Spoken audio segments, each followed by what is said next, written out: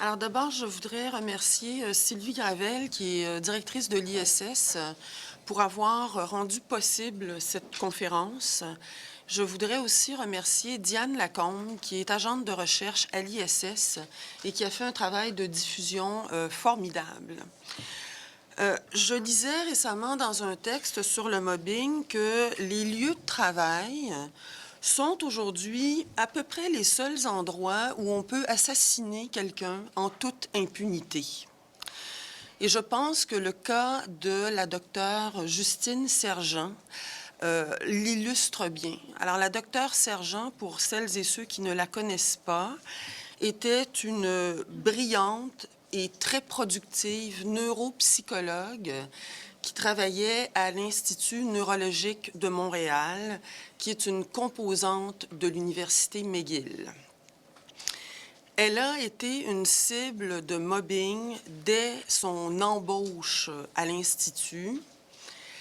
Et suite à 2 coups fatals dont je parlerai plus tard, elle s'est suicidée avec son mari. En 1994, elle a laissé une lettre qui explique son geste et elle dit clairement qu'elle est une victime de harcèlement et qu'elle n'a plus la force de se battre. Donc, je voudrais dédier ma présentation à la mémoire de Justine Sergent.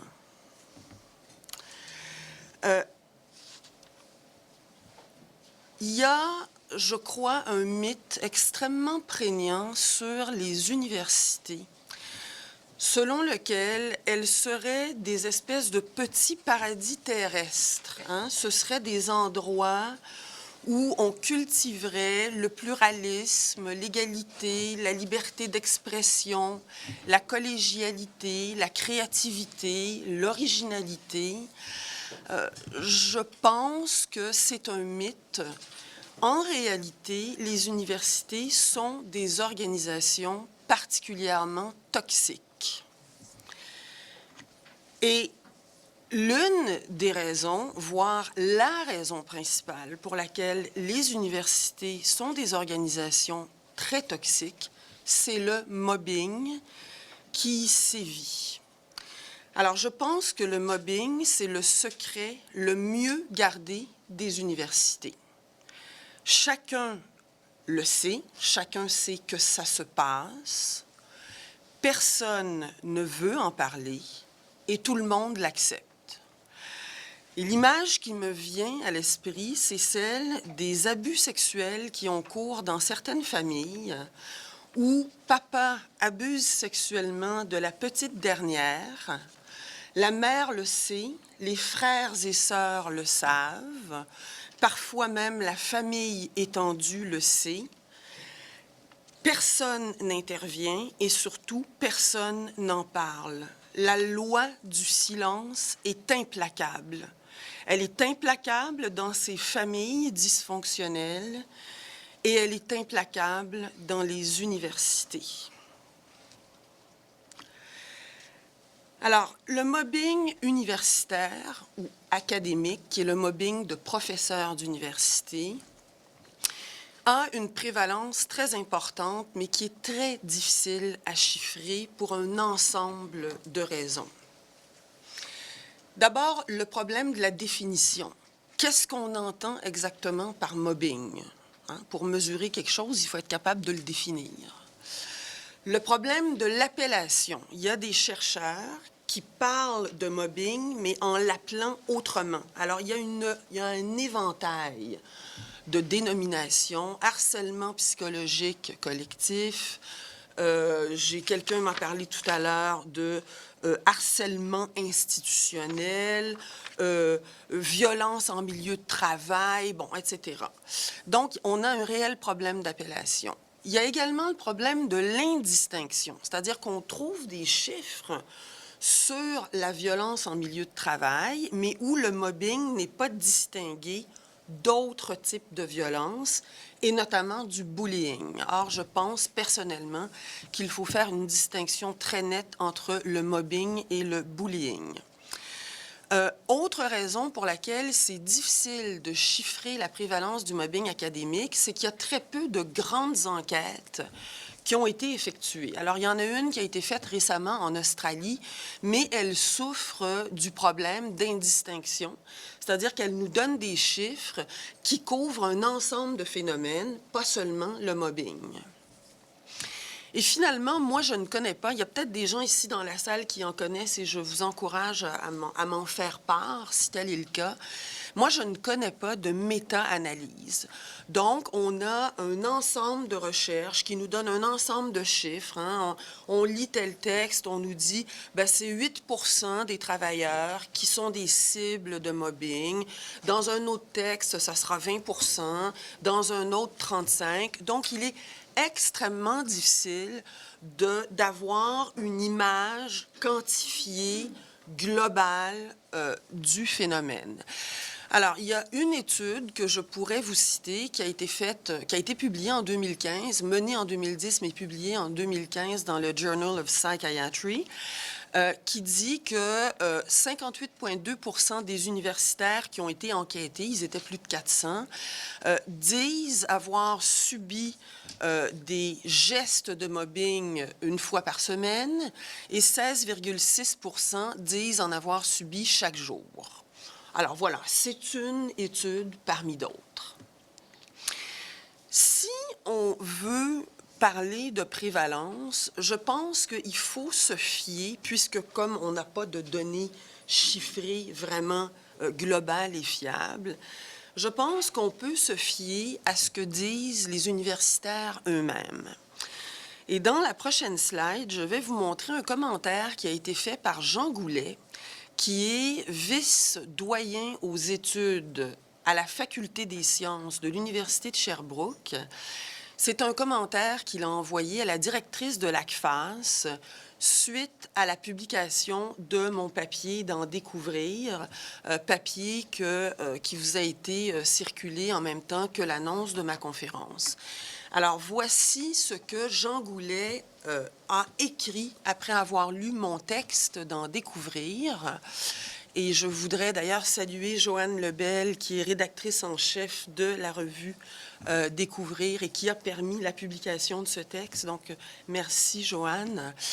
Alors, voici ce que dit Jean Goulet. Je suis certain que tout le monde qui va lire ça auront immédiatement un cas précis qui leur reviendra en mémoire et les interpellera. Ils se diront « Et j'ai déjà, moi aussi, fait ça ».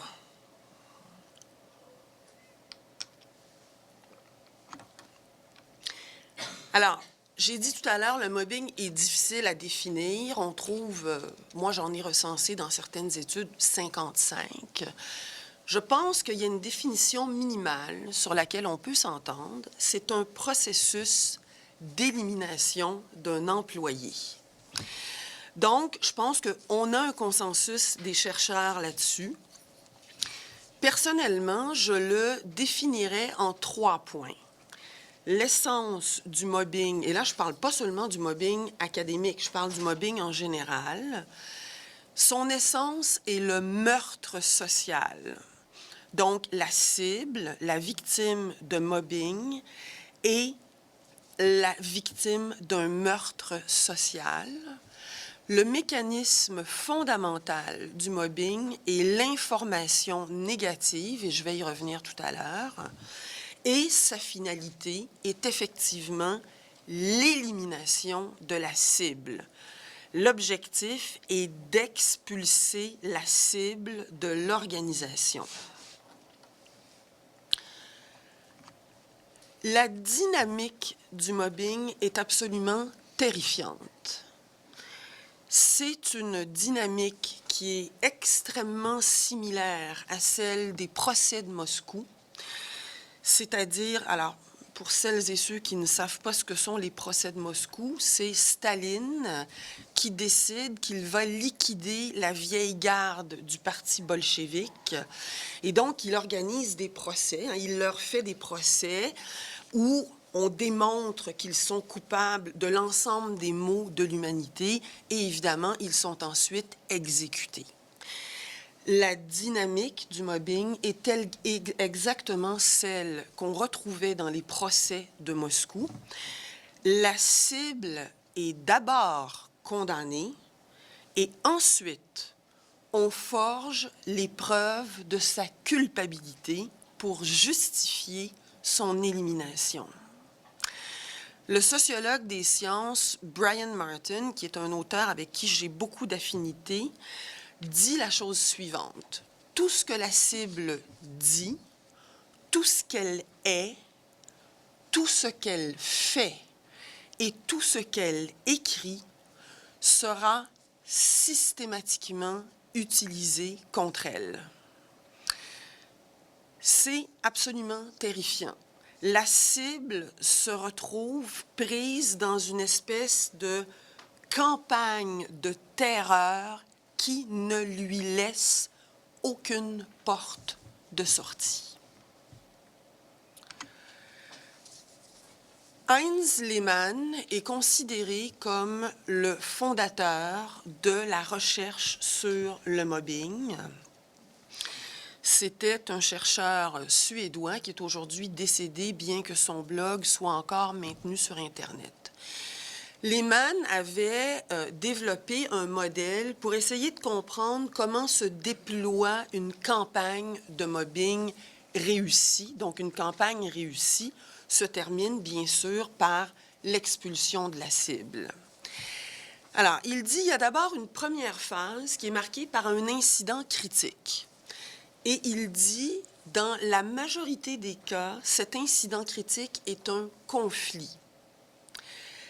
Un conflit qui dégénère et qui mène à une deuxième phase, qui est la phase de mobbing proprement dite.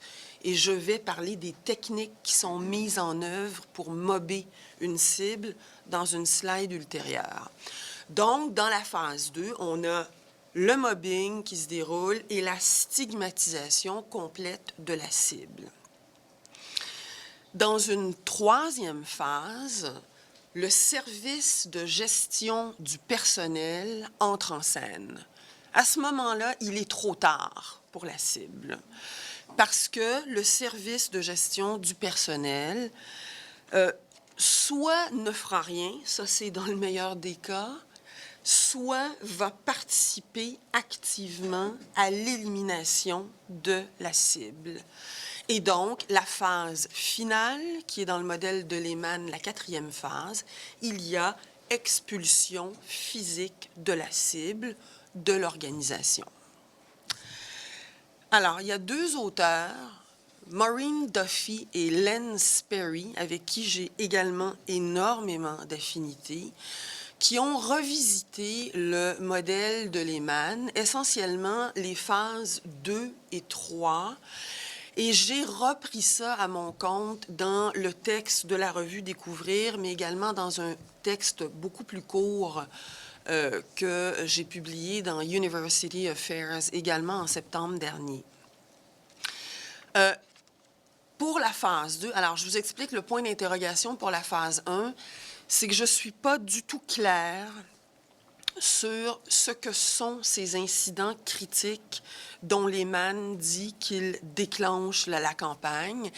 Et en particulier, je ne suis pas du tout convaincue que ce soit toujours un conflit qui soit la première phase d'une campagne. Voilà pourquoi j'ai mis un point d'interrogation.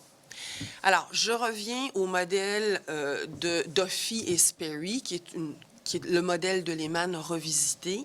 Ils disent, en fait, la phase 2, il vaut mieux appeler ça échelle du groupe, et la phase 3, échelle de l'organisation. Alors, à l'échelle du groupe, ils disent, voici ce qui se passe. Il y a essentiellement deux choses. Alors, le groupe, c'est l'unité dans laquelle œuvre la cible. Par exemple, un département universitaire ou un service dans une entreprise privée. Il y a donc essentiellement deux versants à l'échelle du groupe. Il y a d'abord la communication négative. Cette communication négative, c'est un ensemble de techniques dont l'objectif est de détruire socialement la cible. Alors, des humiliations publiques, des rumeurs, des commérages, des regards de connivence, des moqueries, etc., etc. Le catalogue est extrêmement riche. Et très souvent, les chercheurs vont mettre dans cette communication négative les rumeurs. En réalité, je pense, et en collaboration avec un collègue américain qui s'appelle Nick DiFonso, qui a mis au point un modèle théorique que je ne vais pas vous montrer aujourd'hui, faute de temps. Je pense donc, avec Nick et avec quelques autres auteurs, qu'il faut mettre les rumeurs à part. C'est-à-dire que les rumeurs, elles sont l'élément qui va permettre ensuite l'ensemble des techniques de communication négative. Donc, les rumeurs, elles sont vraiment cruciales, fondamentales, et ce qu'elles ont de terrifiant, c'est que les cibles ne les connaissent pas. Si on vous insulte, vous pouvez réagir, mais si on dit dans votre dos que votre fille est anorexique, votre fils se drogue, vous êtes une personne impossible à vivre, etc., etc., comment pouvez-vous réagir face à ça? Vous ne pouvez pas. Vous ne savez pas que ces rumeurs ont cours dans les corridors. Et la raison pour laquelle les rumeurs sont si importantes, et c'est ce que Nick essaie de montrer, il est psychologue, je le précise, ce qui n'est pas mon cas, c'est que les rumeurs vont permettre l'émergence d'émotions négatives au sein des membres du groupe. Et à partir du moment où vous avez développé des émotions très négatives par rapport à la cible, eh bien, il sera beaucoup plus facile de vous recruter pour mettre en œuvre les autres techniques de communication négative. Et le deuxième versant, ce sont les techniques vexatoires qui sont dirigées contre le travail de la cible. Donc, la communication négative touche la personne de la cible et les techniques vexatoires touchent son travail. Alors, on va lui demander de faire des choses qu'elle n'a pas la compétence de faire. On va lui donner des charges de travail beaucoup plus lourdes qu'à ses collègues. On va évidemment toujours évaluer négativement son travail, etc., etc. Le résultat à l'échelle du groupe de ces techniques de communication négative et de techniques vexatoires à l'endroit du travail, c'est une complète ostracisation de la cible. La cible devient complètement isolée, personne ne lui parle, elle ne peut plus interagir avec qui que ce soit, et cet ostracisme se marque même dans la spatialité, puisque dans une réunion, par exemple, les chaises à côté de la cible demeurent vides. Il y a donc auto-renforcement du mobbing. Tout le monde voit que personne ne s'assoit à côté de la cible, donc chacun se dit, elle doit effectivement être pathologique. Il y a quelque chose d'assez fascinant dans le mobbing. Hein? Alors, à l'échelle de l'organisation, il y a essentiellement deux phénomènes qui se passent. D'abord, l'organisation permet de monter un dossier de preuves qui vont justifier l'expulsion, parce que c'est ça l'objectif. Donc, on va utiliser des techniques comme on va sortir des vieux mémos, des vieux rapports qui, évidemment, n'avaient posé aucun problème à l'époque. Mais quand on les sort de leur contexte et qu'on les met bout à bout, eh bien, ça jette sur la cible un éclairage défavorable. Donc, on monte un dossier de preuves. On va également exercer des sanctions disciplinaires à l'encontre de la cible. Donc, ça, c'est pas les collègues. Les collègues ne peuvent pas exercer contre vous des sanctions disciplinaires. Ça doit être l'organisation. Donc, par exemple, le directeur du département, le directeur d'un service en entreprise privée, un doyen, un vice-recteur, etc. Évidemment, les gens du service des ressources humaines. Donc, des sanctions disciplinaires vont être exercées contre la cible. Et je rappelle que tous les professeurs d'université, même celles et ceux qui sont permanents, sont passibles de telles sanctions disciplinaires. Pourquoi j'ai mis victim blaming en gros? Parce que je pense que c'est la fonction essentielle de l'organisation. La fonction essentielle de l'organisation, et notamment du service des ressources humaines, c'est de dire, eh bien, s'il a des problèmes, c'est de sa faute. Il est la cause, il a provoqué les problèmes qu'il subit. Donc, on a, comme dans le viol, c'est d'ailleurs les deux crimes où le victim blaming est systématique, l'agression, c'est la faute de la victime. Si la victime est agressée, c'est de sa faute. Et c'est la raison pour laquelle, dans le meilleur des cas, l'organisation n'intervient pas pour protéger la cible parce que l'organisation est convaincue ou veut se convaincre qu'en fait, tu as cherché des problèmes, et bien maintenant, encaisse. Et évidemment, le résultat de l'implication de l'organisation, c'est une augmentation très considérable de succès de la phase finale qui est l'expulsion physique de la cible de l'organisation. Alors, le top 5 du mobbing académique, si vous voulez éliminer quelqu'un à l'université, il y a 5 choses, 5 coups fatals que vous pouvez porter. D'abord, l'accusé de harcèlement sexuel, ça ne pardonne pas. Quand vous accusez quelqu'un de harcèlement sexuel, ou même quand vous vous contentez de faire circuler des rumeurs de harcèlement sexuel, il n'est même pas nécessaire de déposer une plainte formelle. Vous êtes à peu près assuré que la cible va avoir des problèmes très sérieux. La deuxième accusation que vous pouvez porter, c'est celle de bullying.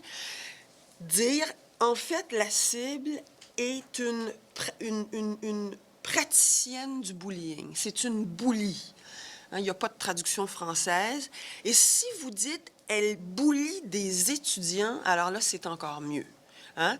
Parce que, surtout de nos jours, on assiste à une véritable auto-infantilisation des étudiants au sein des universités. Il est donc très facile de les présenter comme les victimes, les prétendues victimes d'une cible absolument sanguinaire qui les accable et les humilie. Donc, si vous dites il fait du harcèlement sexuel, il bully les étudiants, là, vous êtes sur la bonne voie vers l'élimination. Troisième du top 5, accusation de plagiat. Excellent. Il y a des cas dont je ne parlerai pas, récents, où des professeurs ont été congédiés suite à des accusations de plagiat. Le quatrième du top 5, le professeur en question viole les règles d'éthique de la recherche.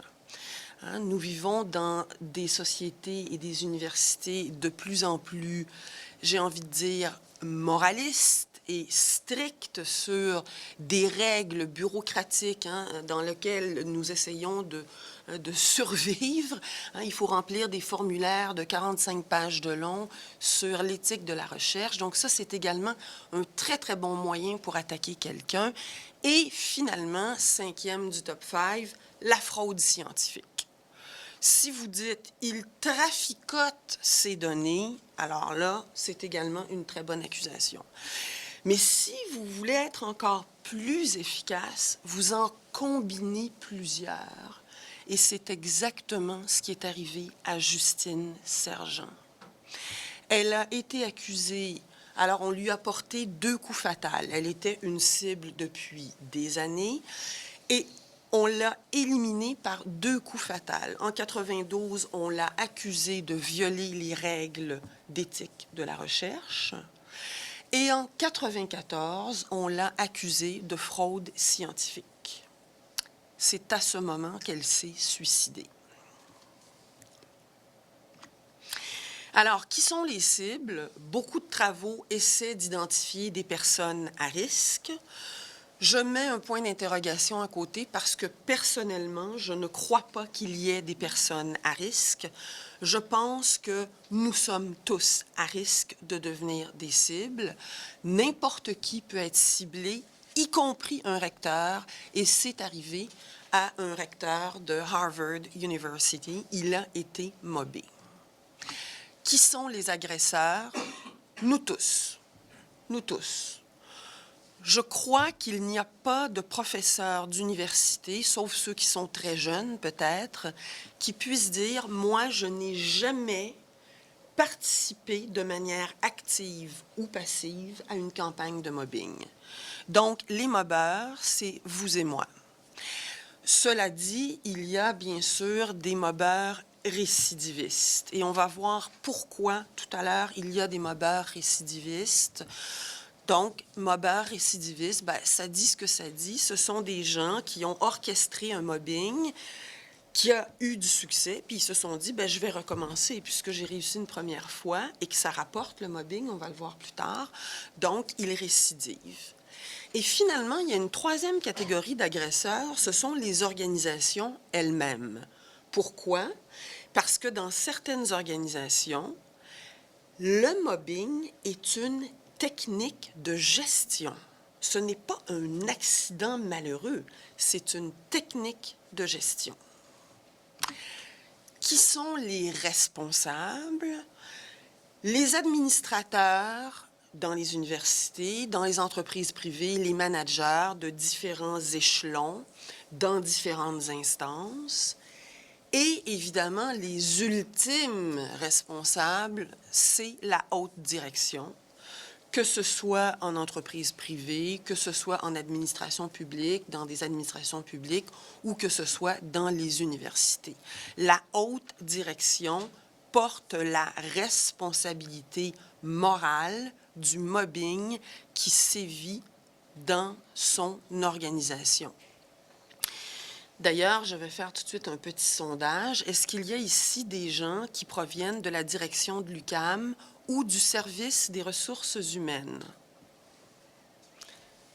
Est-ce que vous pouvez vous identifier, mesdames? En fait, moi, je suis pas du service des ressources humaines, service du secrétariat général, beaucoup d'intervention de prévention en matière d'harcèlement. Vous êtes la nouvelle directrice? Par intérim. D'accord. Et vous, madame? Moi, je suis du programme d'aide des employés, je suis la psychologue, la conseillère au programme d'aide et je relève du service des ressources humaines, bien que ce soit vraiment, je dirais, un service à part. D'accord. Est-ce que vous vous définiriez comme des dirigeantes? En ce qui me concerne, non. Merci. Alors, il y a évidemment des conséquences sur les cibles qui sont listées dans mon papier de la revue Découvrir. Je ne vais pas revenir là-dessus parce que je n'ai pas le temps de le faire. Mais ce qu'on connaît peut-être moins, c'est les conséquences sur les organisations, et elles sont très graves. Hein. Les conséquences sur les cibles et leur entourage sont effectivement très, très graves. Hein. Il y a des conséquences professionnelles, psychosociales, physiques et psychologiques. Mais les conséquences sur les organisations ne sont pas moins graves, j'ai envie de dire. Alors, première conséquence, je dirais que c'est le gaspillage du temps et le détournement du travail à la fois des agresseurs, donc des mobbeurs instigateurs, là, le petit noyau qui lead, si vous me permettez l'expression, on les appelle d'ailleurs mobbing leaders en anglais, qui lead la campagne, et des cibles. Si vous êtes un directeur de département universitaire et que vous vous acharnez sur l'un de vos collègues, bien, le temps que vous passez à monter un dossier contre ce collègue, vous ne le passez pas à préparer les budgets de votre département, par exemple. Hein? Donc, votre travail est détourné. La même chose, évidemment, vaut pour les cibles. Si vous êtes un professeur ciblé, eh bien, vous allez passer les 3/4 de votre temps à essayer de vous défendre, à essayer de démontrer qu'en fait, vous n'êtes pas le monstre qu'on prétend que vous êtes. C'est la raison pour laquelle il y a des gens qui disent, dans le mobbing académique, les réelles victimes, ce sont les étudiants. Dans les entreprises privées, particulièrement, ça engendre le mobbing un turnover très, très élevé qui, lui, engendre un coût élevé de recrutement et de formation de nouveaux employés. Ça fait que les employés, à cause de ce roulement, ne deviennent jamais très compétents dans leur travail. Dans toutes les organisations, y compris universitaires, ça encourage ce qu'on appelle le présentéisme, hein, qui est modelé sur l'absentéisme. Donc, le présentéisme, c'est vous êtes là de corps, mais pas d'esprit. Donc, vous vous rendez à votre travail tous les matins, vous allez donner vos cours le matin, mais vous n'avez aucune implication dans votre travail. Donc, présentéisme très élevé, absentéisme très élevé, des gens qui s'absentent beaucoup. Énormément de gens qui prennent des congés maladie. Il y a également une atteinte à l'image de l'organisation. S'il est connu publiquement que votre organisation ou votre université est un creuset pour le mobbing, c'est nuisible à votre image. Ça entraîne évidemment pour l'ensemble des travailleurs, que ce soit à l'université ou ailleurs, des conditions de travail toxiques. Ça impute aux organisations des coûts d'assurance santé beaucoup plus élevés pour leurs employés. Ça les oblige également à assumer le coût des plaintes qui sont déposées en interne, soit par les cibles, soit par les agresseurs, parce qu'évidemment, bon, quand il y a des plaintes, il faut qu'il y ait enquête, ça coûte de l'argent, ça. Alors, pourquoi je dis des plaintes déposées par les agresseurs? Parce qu'effectivement, le dépôt de plainte au service de prévention, et là, madame, j'espère que vous allez bien m'entendre, le dépôt de plainte par les agresseurs au service de prévention du harcèlement, c'est une technique de mobbing. OK? On pourra y revenir pendant la période des questions si vous voulez. Donc, l'organisation doit assumer les coûts de ces plaintes. Elle doit également assumer le coût de l'arbitrage des griefs qui sont déposés par les cibles. Et quand les cibles ne sont pas syndiquées, c'est notamment le cas dans certaines universités, tous les profs ne sont pas membres d'un syndicat de professeurs, eh bien, elles doivent assumer les coûts des poursuites légales que les cibles intentent contre elles. Alors, il est extrêmement difficile de mettre un prix sur l'ensemble des coûts qui sont encourus par les organisations. Alors là, je vous donne une fourchette que j'ai vue dans un texte. J'aurais pu vous en donner d'autres. Il y a une étude qui estime le coût annuel aux États-Unis entre 180 millions et 250 milliards. C'est beaucoup de sous, ça. Alors, je vais poursuivre sur les organisations, mais je voudrais quand même faire une petite parenthèse pour dire qu'il y a également des conséquences sociales au mobbing. Il n'y a pas seulement des conséquences sur les cibles, sur leur entourage et sur les organisations. Il y a également des conséquences sociales, c'est-à-dire l'ensemble de la société fait les frais du mobbing. D'abord parce que ça crée un taux de chômage très élevé de longue durée, les chômeurs chroniques, parce que ça augmente le nombre de retraites anticipées, parce que ça augmente le nombre de congés maladie de longue durée. Je vous rappelle qu'à un moment donné, c'est l'État qui finance les gens qui sont dans des congés maladie de longue durée. Ça occasionne évidemment des coûts d'assistance sociale, puisqu'à un moment donné, les gens qui ne peuvent plus retrouver de travail se retrouvent sur des programmes d'assistance sociale. Ça augmente évidemment le taux de suicide. Alors, je vous donne un chiffre. Lehman, dans une de ses études, évaluait que le taux de 10 à 20 du taux annuel de suicide en Suède était lié au mobbing. C'est quand même pas rien. Et donc, tout ça a effectivement un très lourd impact financier sur l'État, hein, prestations d'assurance chômage, prestations d'assurance sociale et explosion du budget de la santé. Alors, les facteurs qui expliquent le mobbing sont de 3 ordres. Il y a d'abord des facteurs individuels sur lesquels je ne vais pas m'attarder aujourd'hui. Il y a également des facteurs sociétaux sur lesquels je ne vais pas non plus m'attarder aujourd'hui, mais on pourra y venir pendant la période des questions si ça vous intéresse. Je vais donc me concentrer uniquement sur les facteurs organisationnels. Alors, je vous propose le modèle de Denise Seilin, qui est chercheur en études management, études organisationnelles à Helsinki, qui a proposé en 2003 un modèle qui me paraît très intéressant, où elle dit, en fait, il y a 3 facteurs explicatifs organisationnels, ce qu'elle appelle, la traduction est de mon cru, bien évidemment, parce que vous aurez compris qu'elle publie en anglais. Il y a des structures de capacitation, des structures de motivation et des processus déclencheurs. Et donc, elle s'appuie sur une citation de Bodwin pour dire ça. Hein. « Something usually doesn't happen unless it is possible ». Donc, ça, c'est les structures de capacitation. Beneficial, ça, c'est les structures de motivation. Et triggered, ça, c'est les processus déclencheurs. Alors, voyons ça très rapidement. Les structures de capacitation, il y en a 3. D'abord, il faut qu'il y ait un déséquilibre de pouvoir, formel ou informel, pour que le mobbing apparaisse. Si vous voulez, les structures de capacitation, c'est les prérequis. Ce sont des conditions absolument nécessaire. Alors, évidemment, dans un déséquilibre de pouvoir formel, les mobbeurs instigateurs sont souvent des supérieurs hiérarchiques. Ça vaut également dans les universités. Le mythe de la collégialité est un mythe et rien d'autre. Il y a des gens qui ont du pouvoir au sein des départements universitaires et ce sont ces gens qui sont souvent les mobbeurs instigateurs. On a donc une prévalence très élevée de mobbing dans ce qu'on appelle les institutions totales, prison, armée, services de pompiers, où là, effectivement, les déséquilibres de pouvoir sont extrêmement valorisés, extrêmement rigides.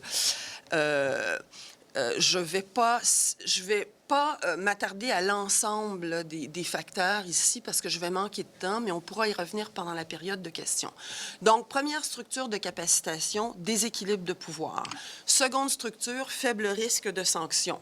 Ben oui, si vous savez que vous pouvez orchestrer contre quelqu'un une campagne de mobbing et que vous ne serez pas sanctionné, j'ai envie de dire, vous seriez idiot de ne pas le faire. Hein? C'est la raison pour laquelle on a une forte prévalence de mobbing dans les organisations larges et bureaucratiques. Pourquoi? Parce que tout est noyé.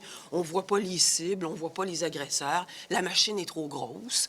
On trouve également une forte prévalence dans les organisations où les processus de décision sont très formels et très longs. Et on trouve une forte prévalence de mobbing dans les organisations où le leadership de la haute direction est faible, okay? Où on sait que la haute direction ne va pas intervenir pour sanctionner. Et la troisième structure de capacitation, c'est l'insatisfaction et la frustration au travail. Alors là, ça recouvre un ensemble de phénomènes, manque de clarté des buts poursuivis par l'organisation, une communication organisationnelle qui est déficiente, une surcharge de travail, du stress, etc. Alors, ça, c'est les prérequis. Ils sont nécessaires, mais ils ne sont pas suffisants. Il faut également, dit Denise Seilin, qu'il y a des structures de motivation. Et à nouveau, il y a 3 structures de motivation. D'abord, il faut qu'il y ait une forte compétition interne dans l'organisation. Je rappelle que c'est le cas dans les universités. Le mobbing va donc permettre à certains d'améliorer leur position dans cette compétition interne. Il faut également qu'il y ait un système de récompense du mobbing. C'est-à-dire que les gens qui ont orchestré des campagnes de mobbing en tirent des bénéfices. Si vous avez orchestré un mobbing contre l'un de vos collègues et qu'on finit par vous donner une chaire de recherche du Canada, bien, on peut dire que vous avez bénéficié du mobbing que vous avez orchestré. Et finalement, une autre motivation qu'on constate, ce sont les organisations où, par exemple, les employés sont syndiqués. On ne peut pas les congédier de manière expéditive. Donc, comme on ne peut pas les congédier en 2 secondes, on orchestre une campagne de mobbing qui, elle, va déboucher soit sur un congédiement ou sur, très souvent, un autre type d'expulsion, congé maladie de longue durée, suicide, etc. Et finalement, s'il y a en plus des processus déclencheurs, eh bien, c'est encore mieux. Ces processus déclencheurs, on peut les résumer en un seul mot, changement au sein de l'organisation. Alors, si vous êtes dans une organisation où il y a des restructurations en cours, si vous êtes dans une organisation qui est en crise, si vous êtes dans une organisation, dans votre unité de travail, il y a eu un fort renouvellement de l'équipe de travail, ou s'il y a de nouveaux dirigeants, eh bien, l'ensemble de ce type de changement peut déclencher une campagne de mobbing. Alors, Patricia Ferris, qui est une praticienne, une psychologue industrielle de Calgary, a proposé, et là j'ai presque fini, je rassure Sylvie, il me reste 2 slides. C'est parce que je la vois là. Elle propose une tripartition des organisations en fonction de l'attitude qu'ils ont par rapport au mobbing. Alors, on a un premier type d'organisation, souvent des entreprises privées, où on a une véritable obsession du profit et où on estime qu'on ne doit des comptes qu'à son conseil d'administration et à ses actionnaires. C'est la jungle. Les organisations du type « l'homme est un loup pour l'homme », comme disait Hobbes. Alors, dans ces organisations, le mobbing, il est ouvertement encouragé. Okay? C'est une technique de gestion, c'est une méthode de travail. Et si vous êtes une cible et que vous faites mine de vous plaindre, on vous dit arrêtez d'être une lavette et il faut vous endurcir. Okay? Ça fait partie de la game. On a un deuxième type d'organisation, et c'est dans ce deuxième type que se rangent les universités, où là, on a un processus qui est particulièrement vicieux. Parce que ces organisations, qui sont souvent des organisations publiques, hein, donc des administrations publiques, des hôpitaux, des universités, où là, on dit, ah, nous, on valorise nos employés, on les défend, on les protège, on les aime. Le harcèlement de nos employés est absolument insupportable. On refuse ça. Ça, c'est le discours officiel. Les valeurs, les belles valeurs qui sont proclamées. En réalité, on encourage le mobbing implicitement et je pourrais revenir là-dessus si vous le voulez, notamment parce que, pour ce qui est des universités, on est incapable de concevoir qu'un professeur puisse être ciblé par d'autres professeurs. Donc, on dit, en fait, c'est un conflit de personnalité. On est contre le mobbing, mais le mobbing n'existe pas dans notre organisation. On a des conflits de personnalité entre professeurs. Donc, réglez ça entre vous. Nous, on n'est pas concernés, on n'a pas à intervenir. Et on a un troisième type d'organisation, souvent des entreprises privées de plus petite taille, qui ont vécu un événement malheureux. Souvent, elles ont subi une poursuite légale de la part d'une cible. Elles ont perdu en cours et là, elles se réveillent et elles se disent « il faut vraiment qu'on combatte le mobbing », pas seulement au niveau du discours, mais dans la pratique. Et ces organisations parviennent effectivement à endiguer le fléau du mobbing. Alors, je terminerai là-dessus. Quelle est la solution? Eh bien, il faut que les organisations mettent l'accent sur la santé organisationnelle. Alors, évidemment, si vous consultez les études en études organisationnelles, la définition de ce que c'est la santé organisationnelle, elle varie en fonction des auteurs. Ici, j'entends par santé organisationnelle le fait de mettre l'accent non pas uniquement sur la performance, ce qui est le cas non seulement de beaucoup d'entreprises privées, mais également d'universités. Si vous n'êtes préoccupé que par le nombre d'étudiants que vous recrutez, vous avez une obsession de la performance, eh bien là, tout le reste devient secondaire et les cibles de mobbing peuvent crever, si vous me permettez l'expression. Se préoccuper de la santé organisationnelle, en faire une réelle valeur, c'est d'abord se considérer imputable auprès d'un éventail de parties prenantes en premier lieu vos employés. Hein? Vos employés, c'est une partie prenante et vous devez considérer que vous avez des comptes à rendre, non seulement à vos actionnaires, mais également à vos employés. Non seulement à votre conseil d'administration si vous êtes un recteur, mais également à vos professeurs.